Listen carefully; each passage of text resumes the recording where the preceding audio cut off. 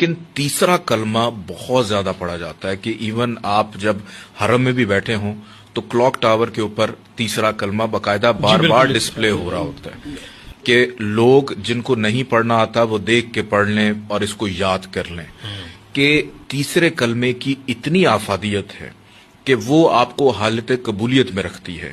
اب آپ نے کرنا کیا ہے، یکم ذی الحج سے لے کے 10 ذی الحج تک، ابھی اس کا ایک اور بھی عمل ہے وہ بھی میں بعد میں بتاؤں گا، ساتھ جڑے رہیے گا جی کہ یکم ذی الحج سے لے کے 9 ذی الحج تک آپ نے کرنا یہ ہے کہ آپ نے روزانہ